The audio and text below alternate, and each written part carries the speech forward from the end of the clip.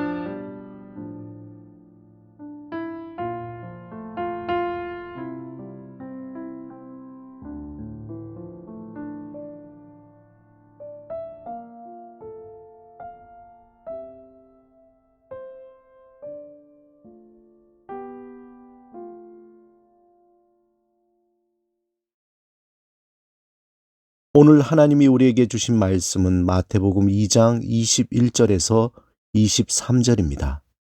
함께 말씀을 읽고 우리에게 들려주시는 하나님의 음성을 듣겠습니다.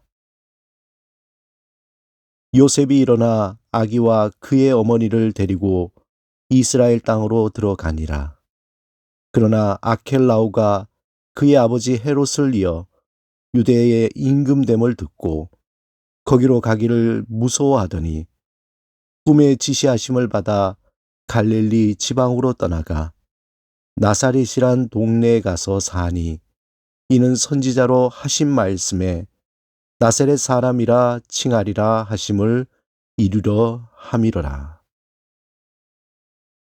이탈리아 출신의 영화 감독이자 오페라 연출가인 프랑코 제포렐리가 2019년 6월 15일 향년 96세로 오랜 지병 끝에 세상을 떠났습니다. 그는 올리비아 하세 주연의 로미오와 줄리엣을 비롯해 엘리자베스 테일러와 리차드 버튼이 주연한 말괄량이 길들이기 등 영화를 감독하고 여러 편의 오페라도 연출한 거장으로 잘 알려져 있습니다. 그가 문화예술 분야에 기여한 업적을 인정받아 2004년 이탈리아인으로서 처음으로 영국의 기사 자귀를 받기도 했습니다. 1923년 2월 12일 피렌체에서 태어난 제퍼렐리는 유년기부터 문화예술에 대한 열정을 키워왔고 1967년 말괄량이 길들이기로 영화 감독에 데뷔했으며 이듬해 로미오와 줄리엣을 연출하며 전 세계에 이름을 알렸습니다. 특별히 그의 작품 중에 나사렛 예수는 예수의 일생을 다룬 명작 중의 하나로 많은 이들의 기억 속에 남아 있습니다. 프랑코 제퍼렐리가 영화 제목을 나사렛 예수라고 한 것은 성경 속에 예수의 인간적인 면모를 그대로 담고자 했습니다. 무려 371분이라는 긴 시간에 예수의 탄생부터 부활까지 상세한 스토리들과 에피소드들이 전부 담겨져 있습니다.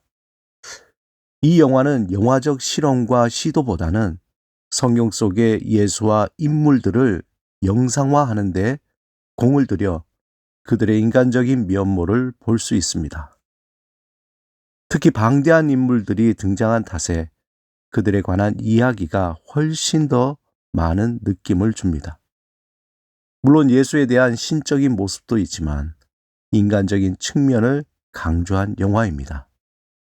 예수가 인간과 세상을 바라보는 장면은 그동안 지나치게 예수의 신성을 강조한 영화보다 관찰과 회상에 빠져 있는 감성적인 인간으로 그려져 대중의 눈높이에 맞추려 했습니다.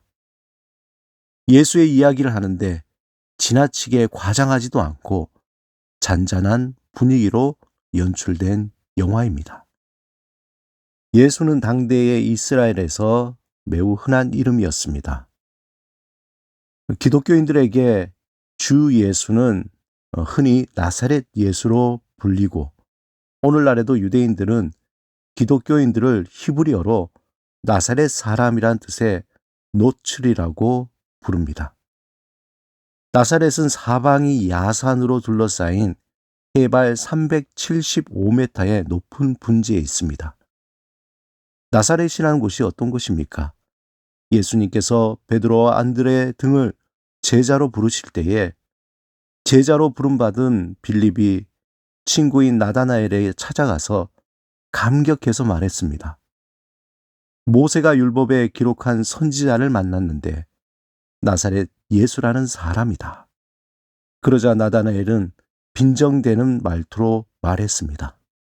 나사렛에서 무슨 선한 것이 날 수 있느냐? 나다나엘의 이 말 속에는 당시 천대받던 나사렛 사람들에 대한 편견이 담겨져 있습니다.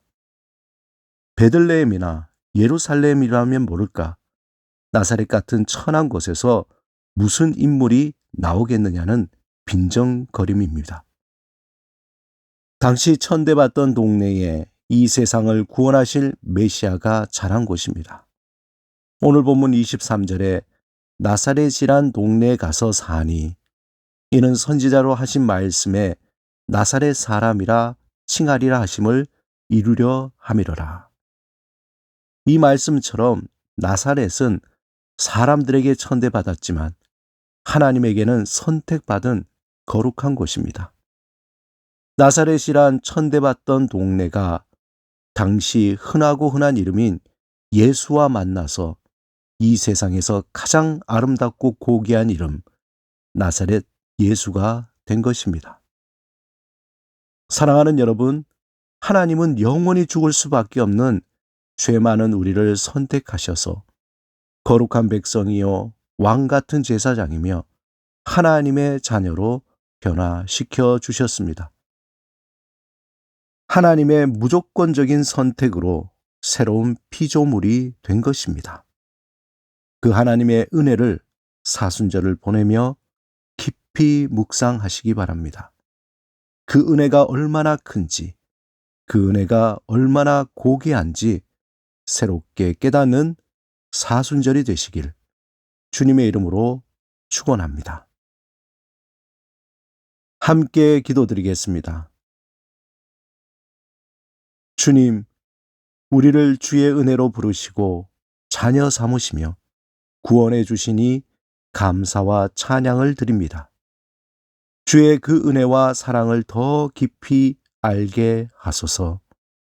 예수 그리스도 이름으로 기도드립니다.